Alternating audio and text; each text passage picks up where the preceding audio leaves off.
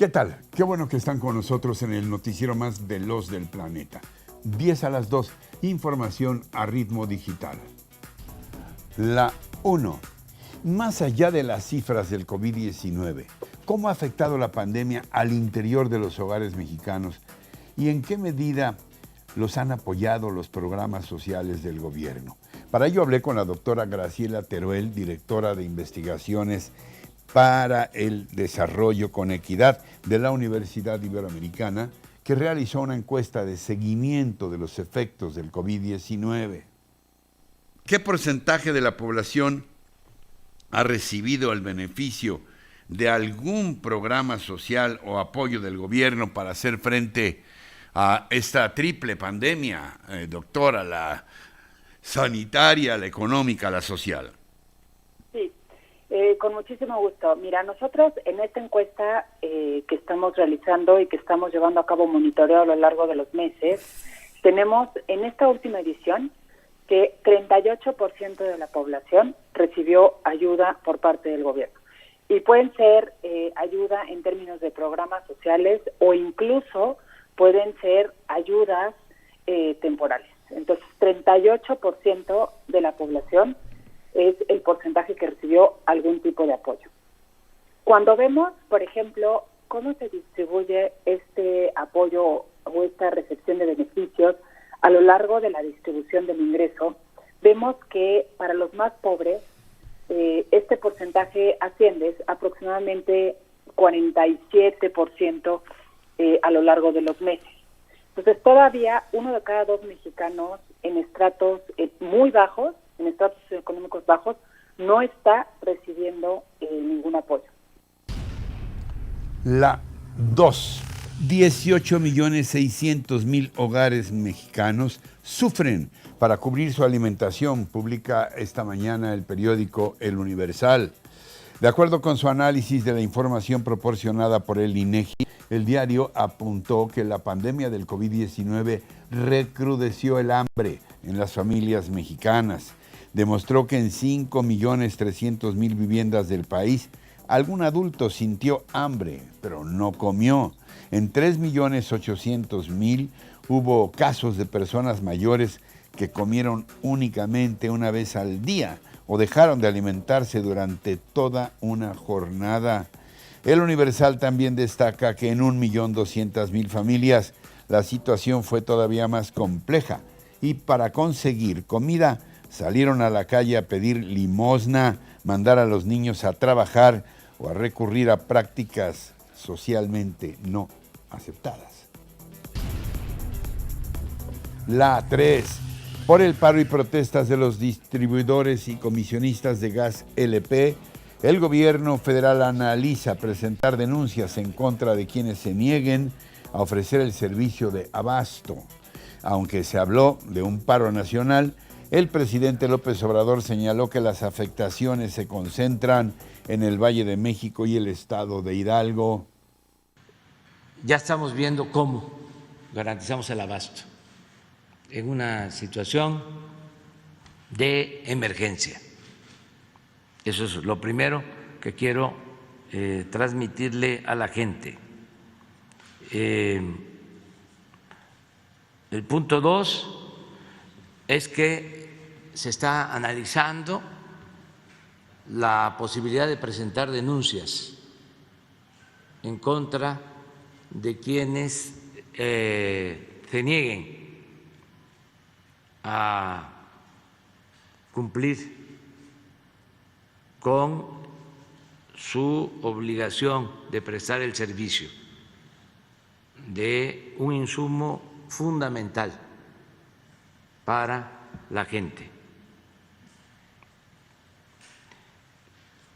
Desde distribuidores hasta comisionistas. Y tercero, se va a hablar con los distribuidores, con los comisionistas, para ofrecerles garantías de seguridad. Porque ayer comentaban que no podían salir porque les podían vandalizar sus unidades. va a intervenir la Guardia Nacional para proteger a distribuidores, a comisionistas que ayuden para que no falte el abasto del gas. Y mientras López Obrador ofrecía su tradicional conferencia mañanera, afuera de Palacio Nacional, los padres de niños con cáncer vivieron un verdadero viacrucis, los traían de un lado al otro en su exigencia de pruebas del abasto de medicamentos oncológicos que, según la Secretaría de Salud, se realizó la semana pasada. Andrea Rocha, abogada de los padres de niños con cáncer, dijo que pretendían hacerle llegar al presidente el recibo de los más de 220 amparos tramitados por la falta de medicinas oncológicas. El documento fue recibido por fin, luego de un largo tiempo, por la Dirección General de Atención Ciudadana. La 4. Hace pocos días el presidente López Obrador hizo un espectacular anuncio en materia de justicia carcelaria. Liberar a más tardar para este 15 de septiembre a miles de presos de todo el país, los que llevan más de 10 años esperando sentencia, mayores de 75 presos por delitos no graves, quien con más de 65 años padezcan enfermedades crónicas y quienes hayan sido víctimas de tortura. Suena, la verdad, muy bien. La pregunta es si el presidente tiene facultades para llevar a cabo estas liberaciones. Por ello hablé esta mañana con un prestigioso constitucionalista, el maestro Francisco Burgoa, académico e investigador de nuestra UNAM. La pregunta es si tiene el presidente de la República facultades como para expedir un decreto de esta naturaleza, Francisco. Como bien dice Ricardo, indudablemente es una buena idea porque se está poniendo, valga la expresión, el dedo en la llaga en un problema que es evidente, en donde hay miles de personas en todo el país, tanto a nivel federal como a nivel local, que aún no cuentan con una sentencia definitiva respecto de, o que acredite la culpabilidad de las personas que se encuentran privadas de su libertad. Es una situación que en algunos casos es por parte de la burocracia de los jueces y en otros es porque han presentado amparos. Ahora, si el presidente, atendiendo a esta problemática, pretende dar una solución, me parece muy bien, pero aquí el tema es si el presidente de la República cuenta con facultades para poder estar liberando a este tipo de personas que se encuentran privadas de su libertad. Número uno, el presidente de la República tiene una facultad para poder liberar a través de lo que conocemos como el indulto. Eso sí, pero el indulto es en casos particulares, no es a través de un decreto que pueda estar liberando a muchas personas, como sí lo es, Ricardo, la ley de amnistía, que esa le corresponde al Congreso. La 5. Rogelio Ramírez de la O es ya oficialmente el nuevo titular de la Secretaría de Hacienda y Crédito Público. La noche de este martes, la Cámara de Diputados ratificó su nombramiento con 319 votos a favor de Morena, PT, PES, Verde, Movimiento Ciudadano y PRI, y 53 en contra de PAN y PRD. Pues no que iban a jalar parejo. Durante su comparecencia ante la Comisión de Hacienda en San Lázaro, previa a su ratificación, Ramírez de la O prometió a los diputados un paquete económico para el 2022 equilibrado, responsable y de una profunda dimensión social, dijo. Igualmente adelantó cambios en el marco tributario, pero sin la creación de nuevos impuestos. Lo que se busca, señaló, es promover el cumplimiento de las obligaciones fiscales en favor de las mayorías. El paquete económico será entregado a la Cámara de Diputados el próximo 8 de septiembre. La 6. En mi opinión, detrás de la noticia, la consulta, el gran montaje.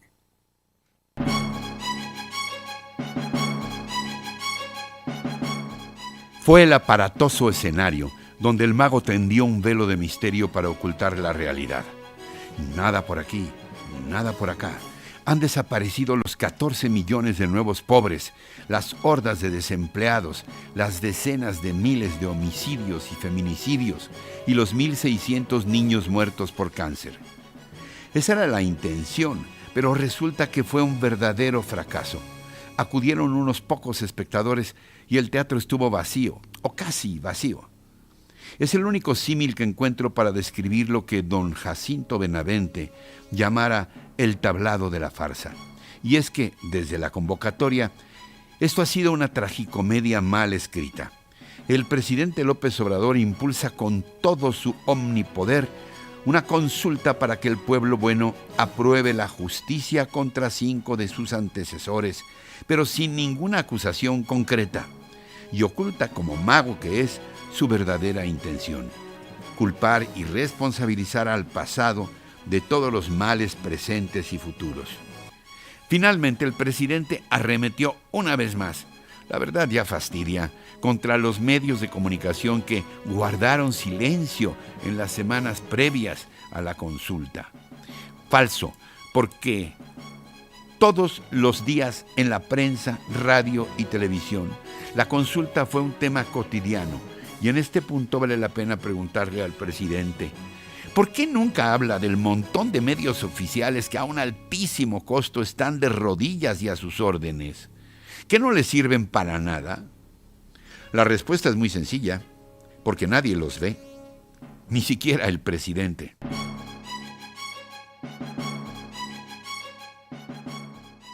La 7. Se agrava todavía más la pandemia. Por contagios de COVID-19, la ocupación hospitalaria de varios estados del país registra un 90% en camas generales y un 100% con ventilador. Las entidades que tienen saturados sus hospitales son Colima, Durango y Nayarit. Le siguen Ciudad de México, Oaxaca, Jalisco, Michoacán y Baja California. En 24 horas, México reportó 18.911 contagios, por lo que el registro acumulado aumentó a 2.880.409, mientras que los decesos registrados fueron 657, para un acumulado de 241.936 muertes.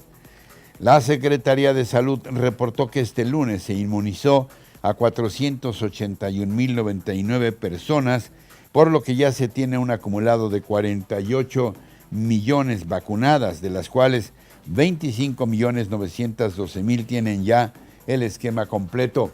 Las autoridades sanitarias llaman a vacunarse todos, porque la gran mayoría de los hospitalizados no habían sido vacunados.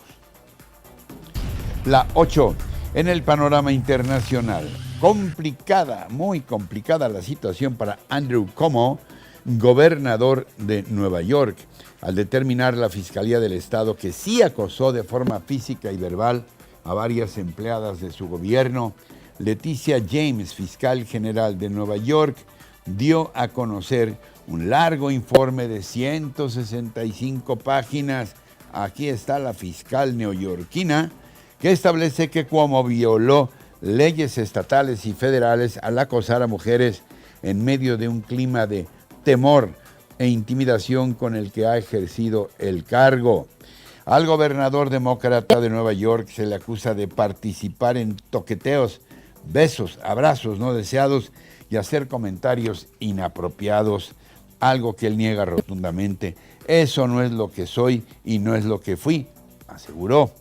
Hoy la suerte de Andrew Cuomo parece estar echada, sobre todo después de que su viejo amigo, el presidente Joe Biden, pidiera ayer que de plano renuncie a su cargo. La 9. Siguiendo con el panorama internacional, al otro lado del mundo, Beirut, Líbano, sigue experimentando un llanto desesperado por aquella explosión en el puerto que ha dejado una herida que sigue abierta. Aquí el reporte de la agencia EFE. Oh my God! El 4 de agosto se cumple el primer aniversario de la devastadora explosión en el puerto de Beirut, que mató a más de 200 personas y hirió a unas 7.000. La onda expansiva voló barrios enteros a 20 kilómetros a la redonda. 300.000 libaneses se quedaron de repente sin hogar. Desde entonces no todos han podido mudarse o reparar sus viviendas. Algunos se las han arreglado refugiándose en edificios vacíos y medio derruidos. La respuesta del gobierno libanés se ha apoyado básicamente en la labor de las ONGs, la sociedad civil y el sector privado. Hasta ahora solo la mitad de los 77.000 inmuebles dañados han sido reparados. Miles de habitantes de la capital siguen por tanto en la calle. La gravedad de la crisis económica no les augura precisamente que su situación vaya a mejorar. El nuevo primer ministro Nayib Mikati, tiene el cargo desde la semana pasada, ha llamado a la unidad. Ha advertido que él solo no podrá hacer milagros, su primer gran reto es formar gobierno. La corrupción en las instituciones, ya endémica antes de la explosión, ha obligado a las organizaciones humanitarias a asumir la responsabilidad de proveer lo esencial, como efectivo para la compra de alimentos que alcanzaron precios desorbitados. Amnistía Internacional ha denunciado que las autoridades del país obstruyen descaradamente la justicia en su investigación de lo ocurrido. El año pasado, los dirigentes mundiales prometieron 250 millones de euros de ayuda en una videoconferencia auspiciada por el presidente francés Emmanuel Macron. Francia y Naciones Unidas presidirán este miércoles una nueva reunión telemática de donantes. Según la ONU, se necesitan 300 millones de euros para atender las necesidades más urgentes del país. La 10 medalla de oro para México. Sí, esa que tanto esperábamos y que hoy celebramos especialmente emocionados. Fíjense que se logró entre más de 600 competidores de 30 naciones, quienes se prepararon arduamente para esta competencia. La delegación mexicana estuvo integrada por 16 jóvenes, chavillos, originarios de 10 entidades del país. Y de todos ellos sobresalió uno en particular, quien acabó colgándose la de oro. Pero no crean ustedes que estamos hablando de los Juegos Olímpicos, que en estos momentos tienen lugar en Tokio, Japón.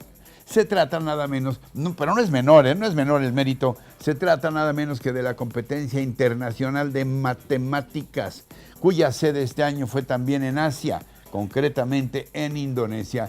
Y nuestro gran campeón es este chavito, Rodrigo Saldívar, de 11 años de edad y originario de Zacatecas. Un grupo de estudiantes que fue representando a nuestro país se dividió en 4 equipos, 2 de primaria y 2 de secundaria.